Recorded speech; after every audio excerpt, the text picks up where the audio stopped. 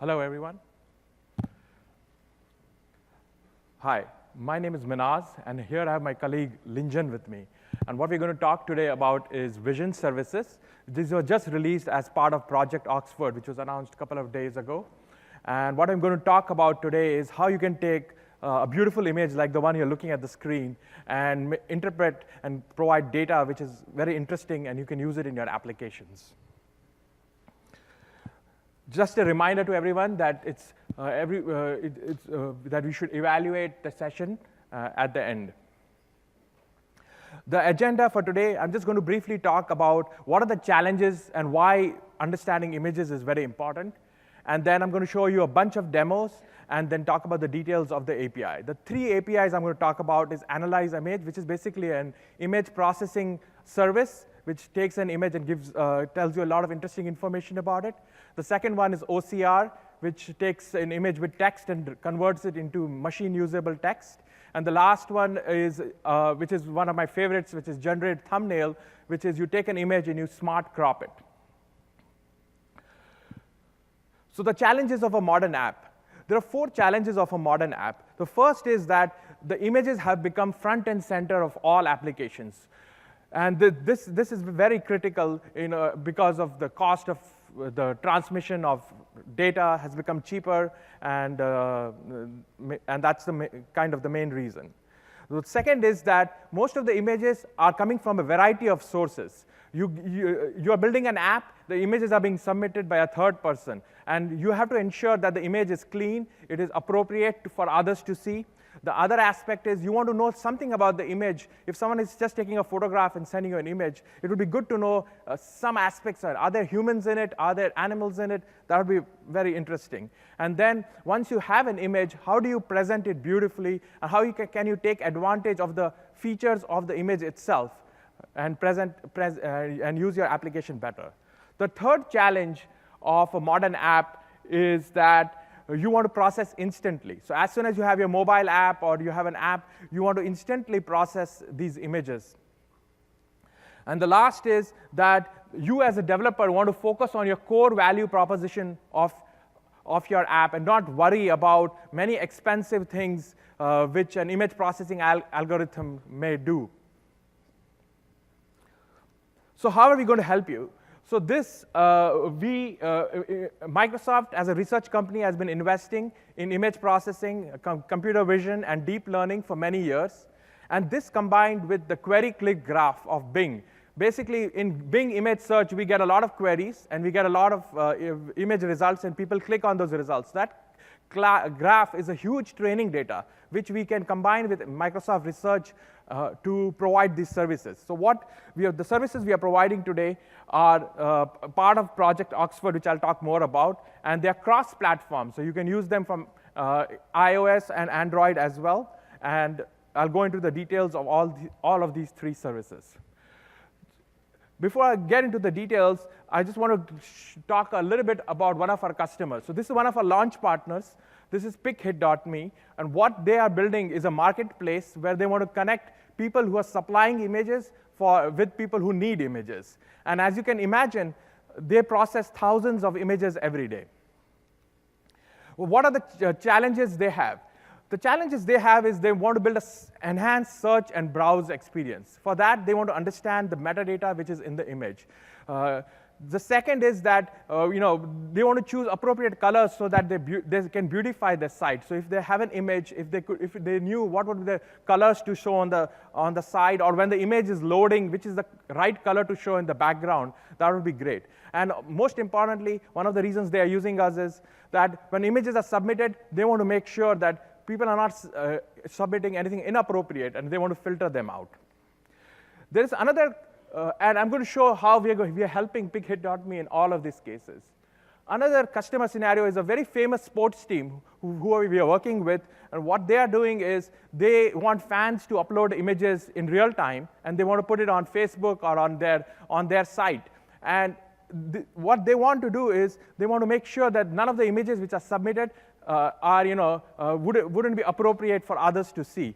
And that's the reason they are working with us to use our service. Another company is a very famous wildlife company. They're building a wildlife app, and for them it's very important when they get images is that they want images with they want to separate images which have humans with no animals especially. So they want to keep all the animals pictures separately and then human pictures separately, and that for them is a very important aspect. So this will be a good time, I think, to show a demo to show our services.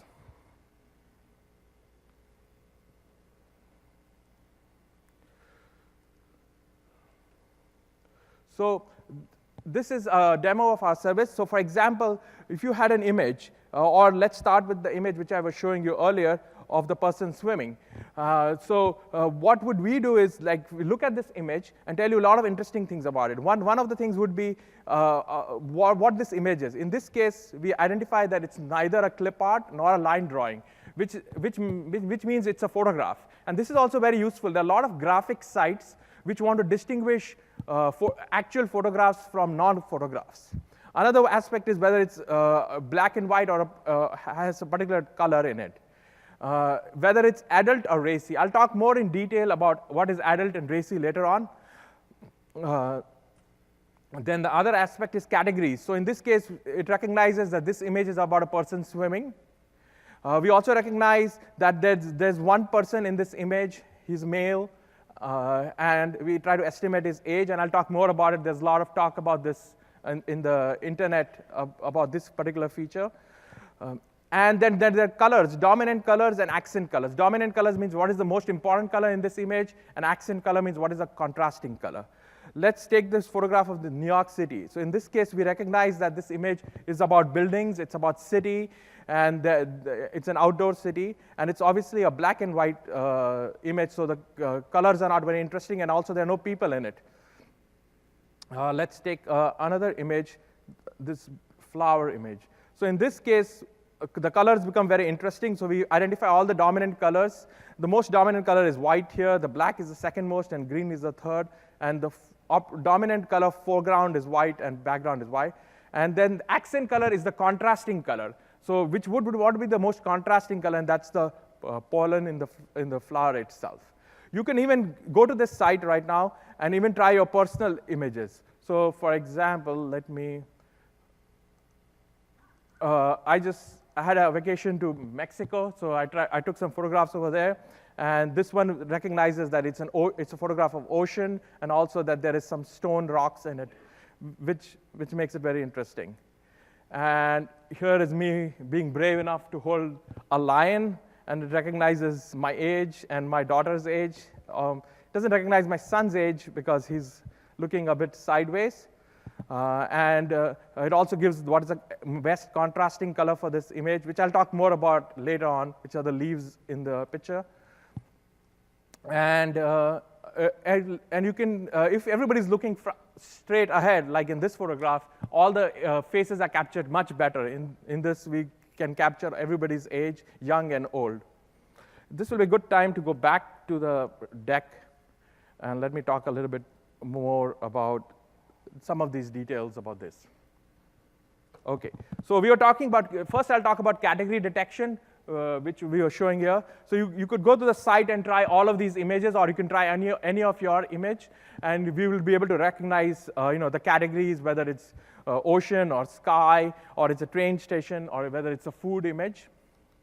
In general, what we have done is we have trained our models using Bing data on 86 categories. These are typical categories photographers are interested in categorizing their photographs.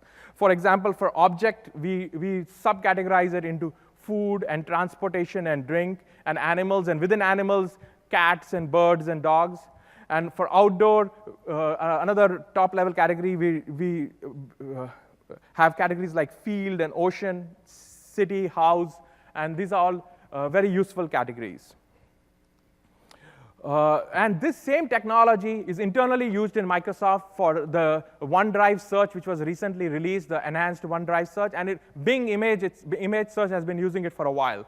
And we measure our quality on a standard photographers data set from MIT, and on that data set we do pretty well.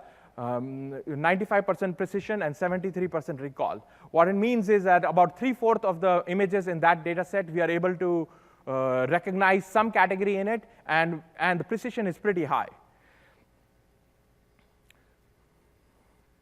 So that's about category detection.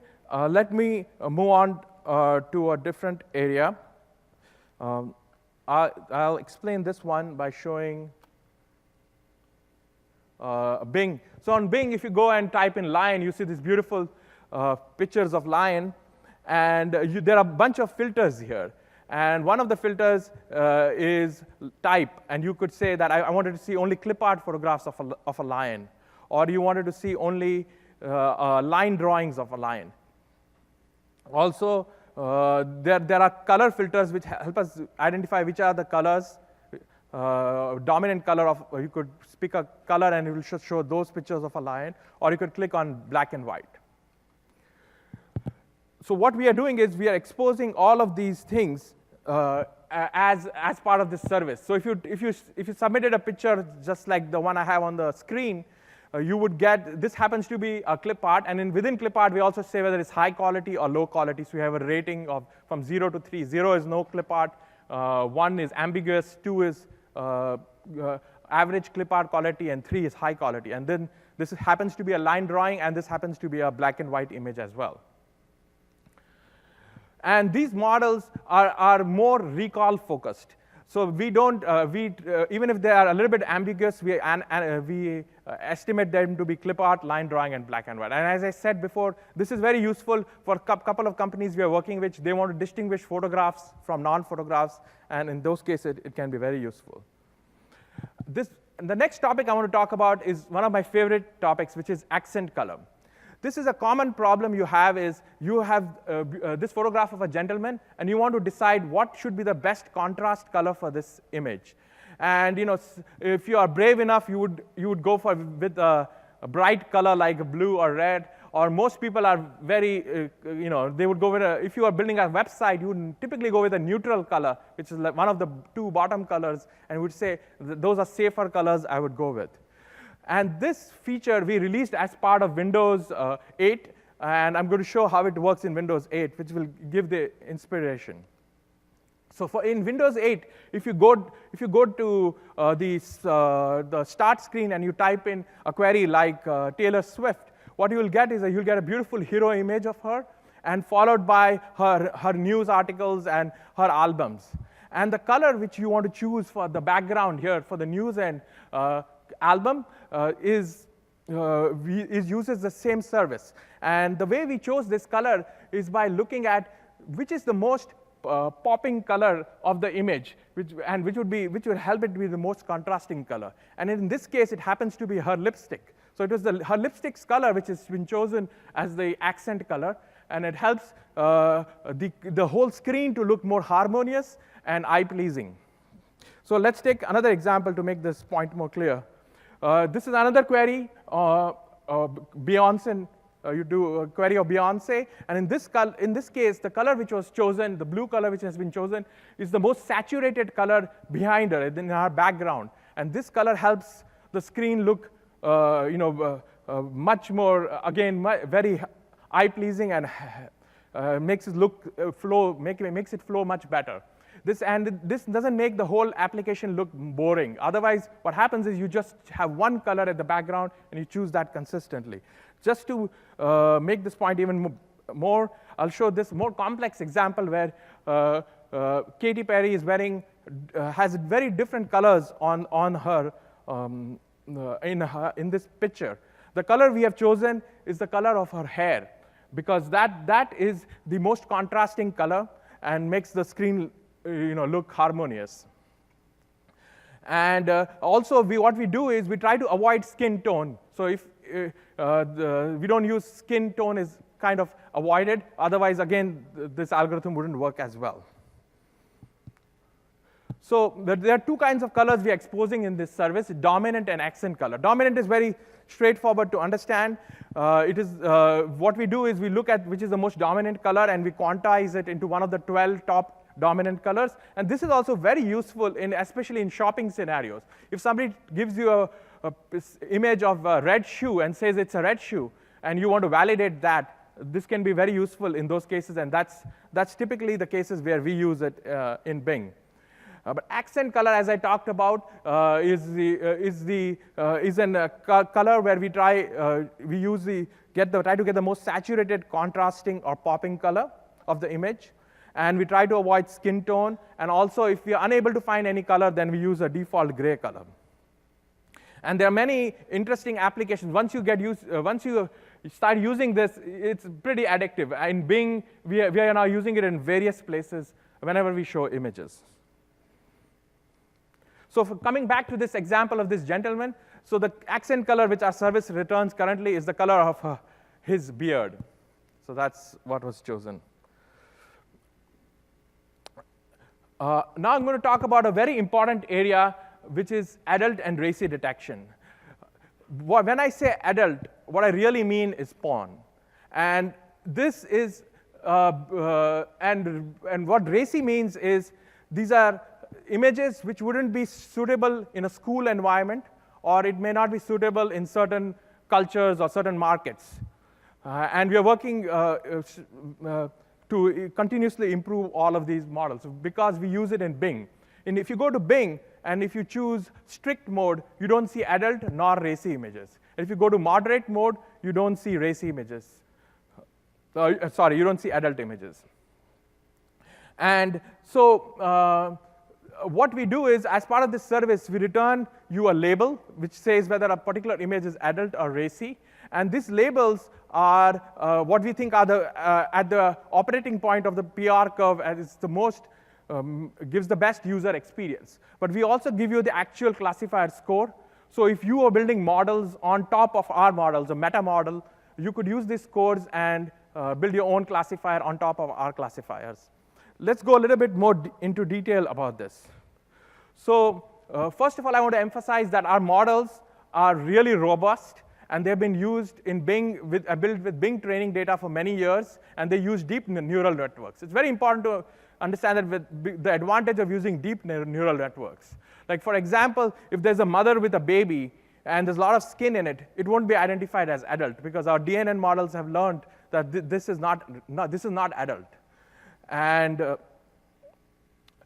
also, the second important point is that there are flexible thresholds. For example, there's a default operating point at which this classifier works. And as with any classifier, there are a lot of false positives. But what you can do is you can say that I really don't want to have any adult documents in my application. In that case, you can go with a higher recall point. But if you go with a higher recall point, you will have more false positives. And in that case, you will have to use human judges to filter them out. Or on the other hand, you can say that I just want higher precision. I don't want to block anybody who may not be like false negatives. That in that case, you will end up having some leakage. So let's talk about this. Is a very important topic, so I just want to have one more slide to go into details about this. For example, you had an application where you had 10,000 images, and on an average, there are 2.6% images are adult, which is pretty high, 260 images out of 10K. And the simplest way would be you would have some person sitting there. If it was an example of the fan application which I was talking about, where fans are uploading images, you would have somebody sitting and watching all the 10,000 images very quickly and trying to identify which are adult or not. But what you could do is you could use our service and at a higher recall point, and we will say that about approximately 355 of them are identified as adult.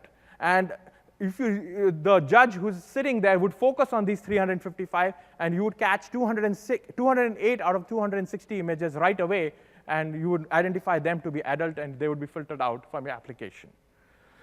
Obviously, I'm talking all this by just looking at the image. In most cases, you have other context. You have context like text, like if somebody has said something about an image or people are typing in comments, that obviously helps you identify adult images. Then there's history. Typically, users who are using your app for many years may not post anything offensive. And there's context, which is also important, is in certain cases, there might be, in certain scenarios, people may tend to post more adult images.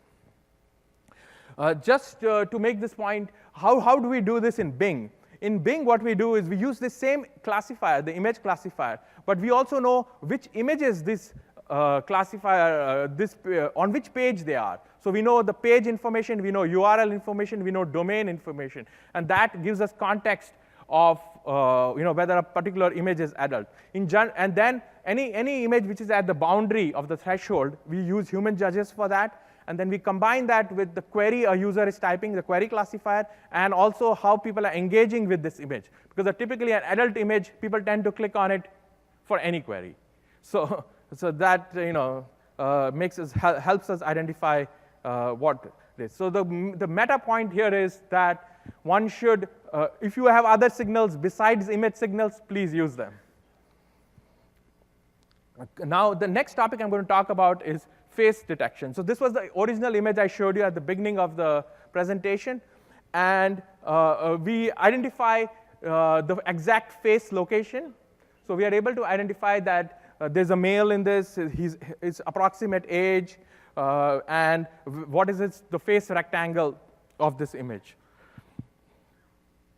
And this is very useful in many scenarios. It's very useful always to know whether there are people in it, because most pictures, almost 50% of the pictures are about people.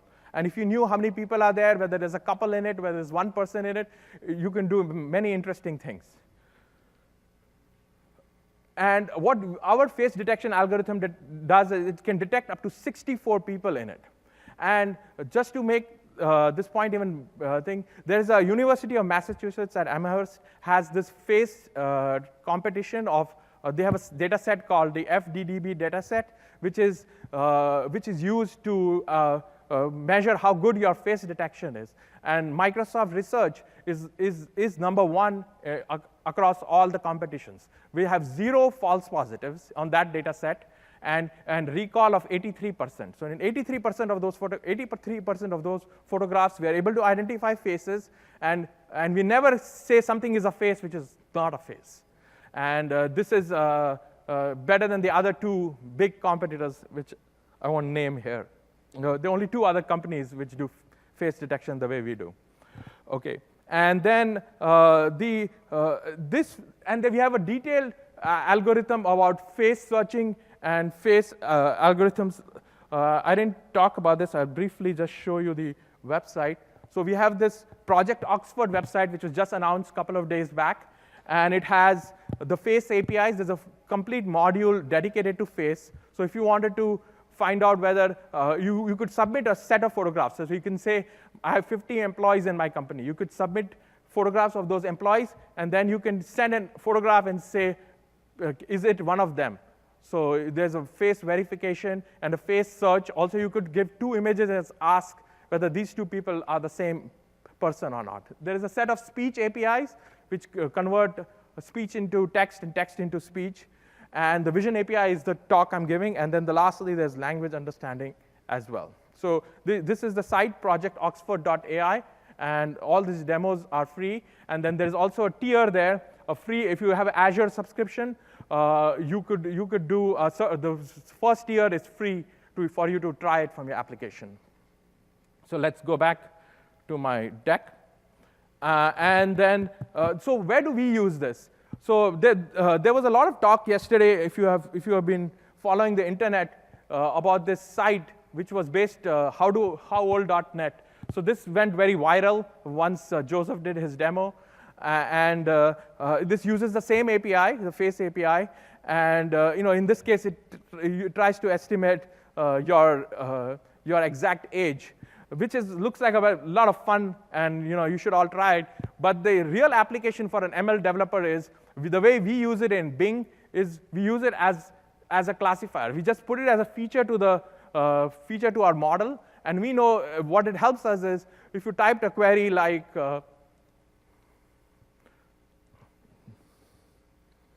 young Madonna. So in this case, you want photographs of the younger Madonna. And then what we do is we use this, we know all these photographs, what age they are, we approximate age, and it helps us make better relevance results. So that's how we use it. So it's not about giving a precise age of a person, but just using it intelligently to identify whether a person is young or older, or there's one person in the picture photograph, or there are multiple people in the photograph. So, yeah, and then lastly, face detection is also useful for thumbnail detection, and I'll talk more about that later. So this first API, so in summary, it does alert detection, category detection, color, image type, and face. And you have the flexibility also of getting all of these features, and if you only find some of them interesting, you can just pick and choose which features are interesting to you. Now I'll walk over to the next topic, which is OCR, which is optical character recognition. So one of our launch partners for OCR is Allen Institute of Artificial Intelligence. What they're trying to do is they're building an artificial intelligence system which can answer exam questions for 6th grade, 8th grade, and 10th grade science exams in particular. And for that, they need to understand exam questions. They need to then explain the answers to those questions to their students. And for that, the first step would be to be able to read exam questions. One of the challenges of exam questions, especially 8th grade science exams, there are a lot of diagrams in 8th grade science exams. And there needs to be a way you could interpret these images and extract text out of them. So let me show you a demo of how we solve this.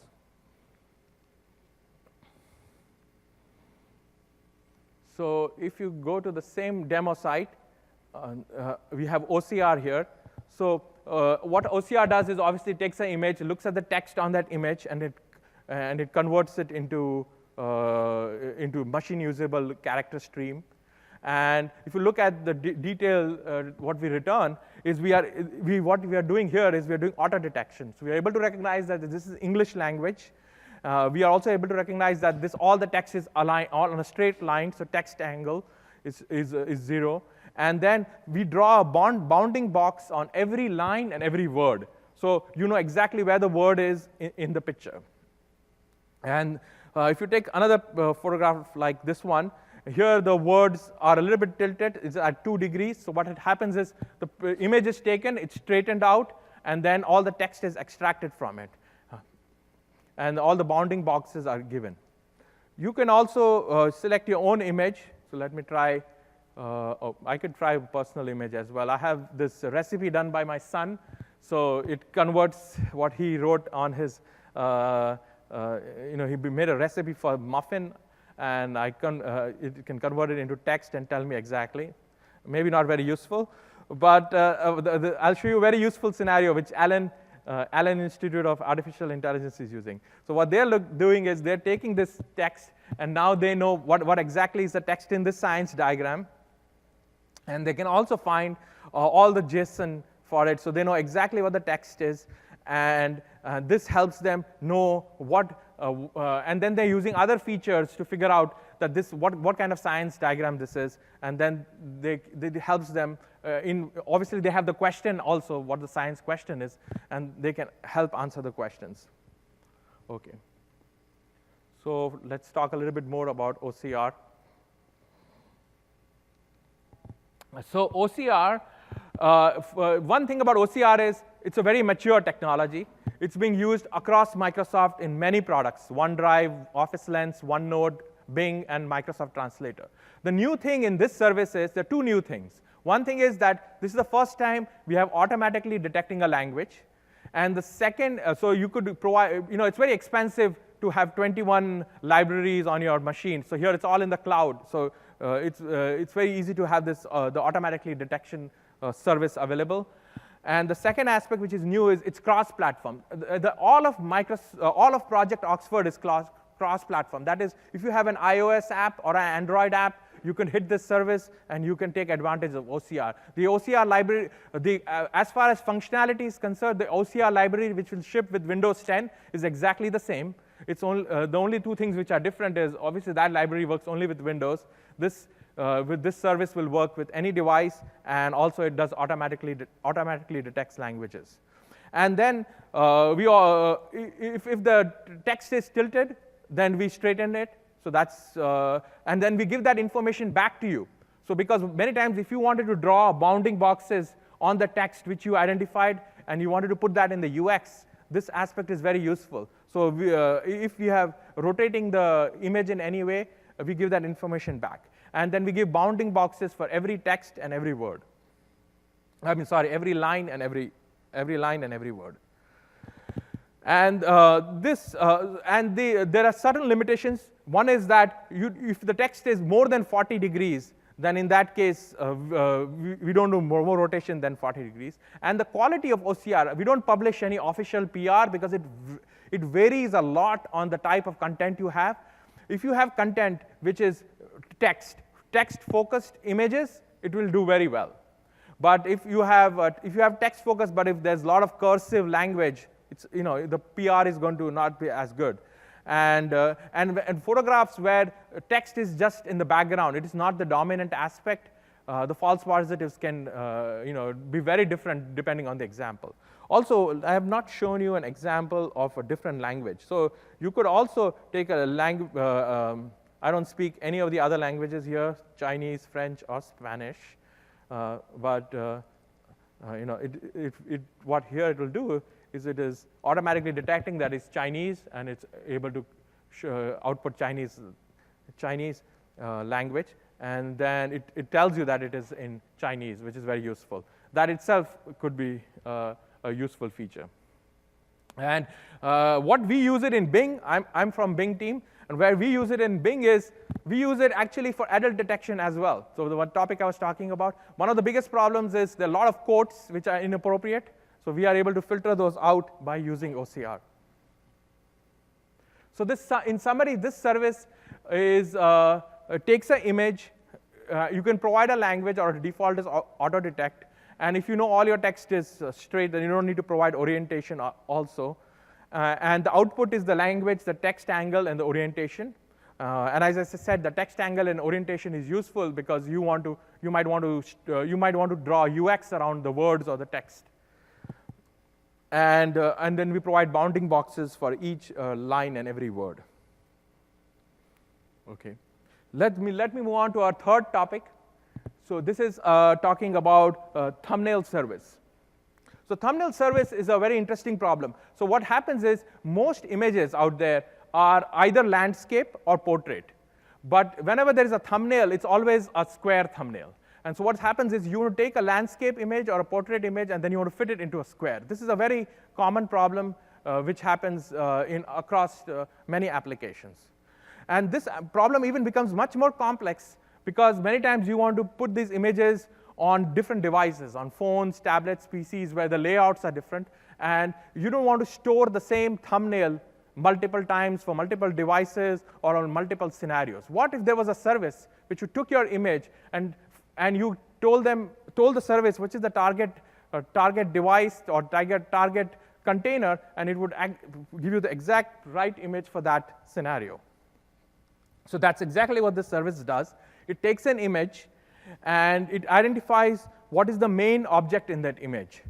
And then what we identify is we crop the image to say this is the region of interest. It shouldn't be cropped. And then we rescale the image to fit the target dimension. And this can be, again, understood much better with a demo. So we go back to our site, and here I have a thumbnail demo. So this is an original image of a person standing on top of a mountain. And what's happening is the original image is a landscape image. And what we are trying to do is trying to fit this image in either in landscape. These three are landscape. This is a square image. And the last two are portrait images. And obviously, you can see it's a very big challenge to put a landscape image into a portrait container. And even the square container, ideally, this person should be in the center of the image. And that would be the best thing. So let me turn. Right now, in this demo, the smart cropping is turned off. So if you turn on our smart cropping, what you'll see is that the person in the square image is exactly in the middle. And in the landscape image works for a portrait, to the last two portrait containers also pretty well. So if you turn it off, you'll see that things are moving, and then we are able to identify the region of interest. Let's take another example. This is a person reading a book in front of a fireplace. And here, right now, that smart cropping is turned on. And as you can see, it looks pretty good. But if you turn off the smart cropping and just select the center of the image, again, this is a landscape image. It won't work well for portrait. But even if you look at the square, which is the most popular thumbnail, it doesn't look that good because it doesn't know that the person is much more important than the fireplace. And here are more examples you can try. Let me try this. Let's turn off the smart cropping, yes, and then try the logo. The logo is very interesting because in logo, all the content is important. You should never crop a logo because all the information, it's a loss of information if you crop, and that's why it looks horrible here. But when you turn on smart cropping, in this case, what you see is, what we have done is, instead of cropping the images, we pad the images. Because we know there's text on the image, and therefore you shouldn't crop the image, you should actually pad these images. And therefore, all of them just look rescaled to fit even the smallest containers. Okay. So let's go back to the thumbnail service. So yeah, so the demo which I was showing is that the original image was a 3x2, and we were trying to fit it into different containers. And in most cases, the thumbnails, this is just for illustration purposes, we tried different containers. But what we are trying to optimize is for square containers. And that's most thumbnails are square. So this thumbnail API is a very straightforward API. You take an image, you give the dimensions of the target container you want to put the image in, and you would the enable smart cropping is just for it's just for fun. But you would normally keep it true because you want smart cropping, and then the output would be a thumbnail image, which you can then use in your thing. And we are thinking of a lot of enhancements here once we know how much interest there is in this kind of API, because this can be further optimized as well. So how can you take advantage of all of these services? So all of these services are available as RESTful APIs. And we also provide a simple SDK which wraps around these RESTful APIs. And there are SDKs available for Android. There's a SDK available for .NET. And the calls which you can do are very, if you go to Azure, you can get a subscription key, which is free right now up to a certain number of transactions per month. And you can write a few lines of code, upload your local image, and start analyzing them and use in your application. And the kind of output you will get is what is at the bottom. You will get this kind of output, which will tell you what kind of image it is, whether it's adult or racy, what are the scores for it, what is the category it belongs to, and etc. information. So it's pretty straightforward for you to use our service. There are three key reasons I would say you should try out our service. We need this technology in-house to power many of our own Microsoft applications, especially Bing image search. And we are continuously improving all of these features which I talked about today. And because it's available as a service, you will always get the latest and the best at all times. And the third reason is that it is available as a cloud service. It's very easy to integrate. It's cross-platform, and you can use it in any application you want. And I've talked a lot about Bing today. Why? Bing is thought about as a search engine, but within Microsoft, Bing is being used across variety of products as an intelligent engine. It's used in Office, and in many of the new Office features have Bing intelligence in them. Windows and Cortana uses a lot of Bing. Xbox uses, and now for the first time, we are exposing this technology as a service as part of Project Oxford. So you can, you as a developer can take direct advantage of these services. I would like to the call to action for all of you is to go to our website, try our website out, try out all the demos, try our own images. The demo is free for anybody to try out. You can just upload images. You can upload even an image from an internet. So you can even type any image. You can even type a URL. If you don't want to upload your own image, you can even type a URL. And the demos, we don't store any images. There was a lot of talk right now about that privacy concerns. none of the images are stored. And also we had, if you are interested in knowing what are the other features we have as part of Project Oxford, like speech or language understanding or face detection, there was another session which happened 2 days back. You can watch that. We have a dedicated booth on the 3rd floor with a lot of experts there if you have more questions. And then we have an active forum, which a lot of people are asking questions. And also, I'll take any questions right now if you have. If you can come forward to the mic and ask questions. Thank you very much.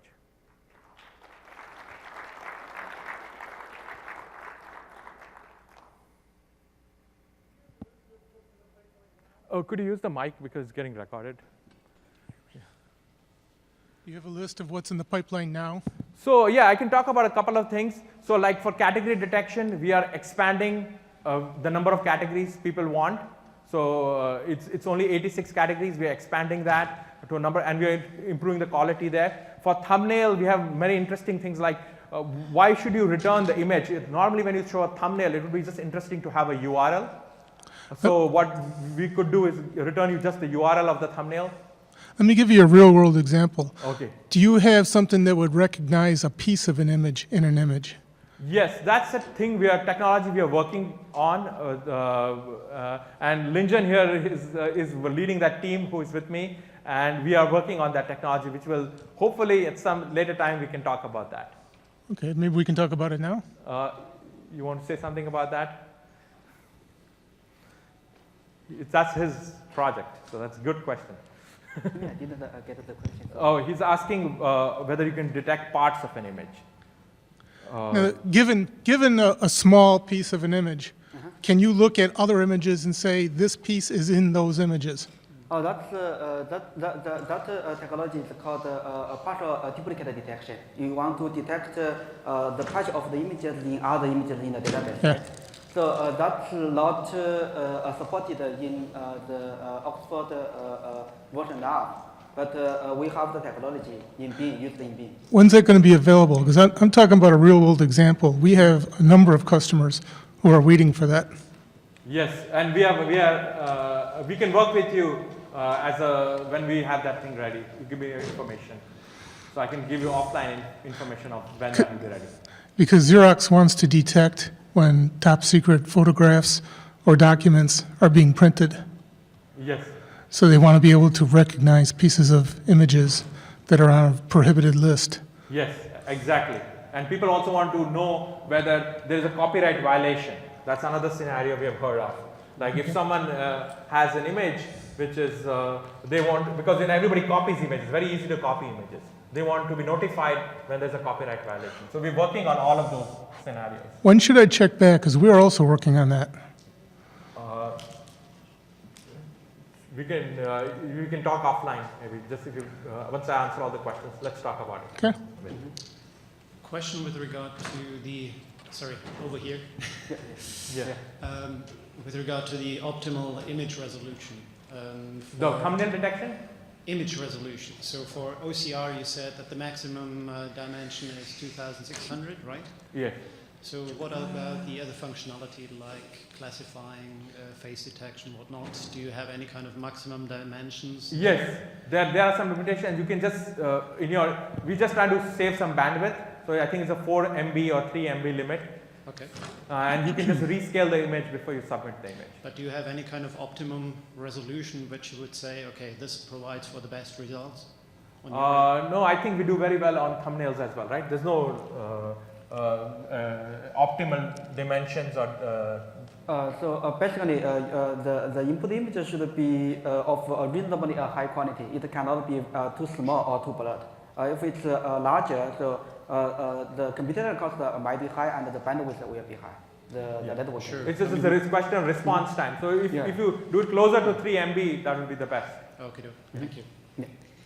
I have two questions. The first one is, are you also working on providing a human-friendly description of the image? So we had, you presented the category, so it gives you the category.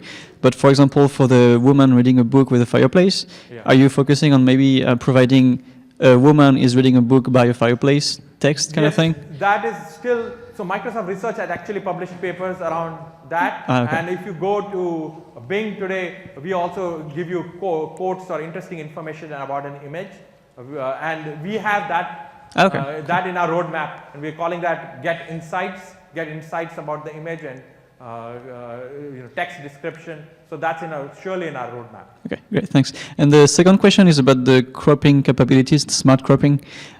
Is your idea to cache also those images so that you could act as some kind of proxy for websites or? Yeah, exactly. So that's what we want to do. What we want to do is that we want those images. There's no reason for you to store the thumbnail on we will return the thumbnail to you. Ideally, what we should do is we should store the thumbnail in Azure, return you an URL, and then if you're calling from an iPhone, we would know that this is an iPhone 6s, it has high resolution, we should give you even a higher quality thumbnail. And if you're calling from a device which has low resolution, we should provide you that. And that's exactly how we use it internally within Microsoft. Okay. So if you try Bing, Bing search today, and if you try it from your iPhone, the quality of the images are going to be better because the device can handle it. And a device which cannot handle the high quality images, we don't send it. So that's an enhancement we can do to this service, and that's surely in our roadmap. Thanks.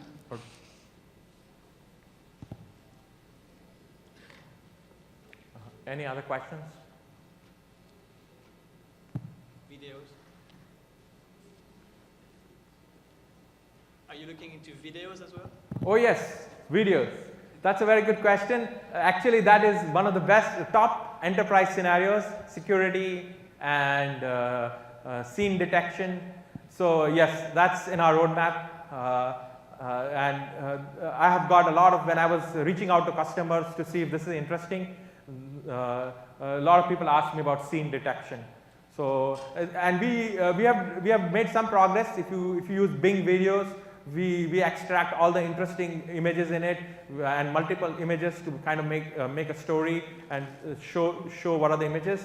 But what customers want really is, this is my cat and it's a security camera in my house, and don't alert me when you see my own cat.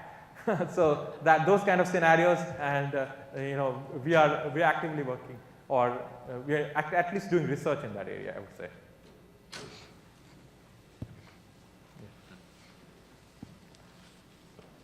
Okay, I'll take any questions offline. We'll go off camera now. Okay, thank you. Thank you.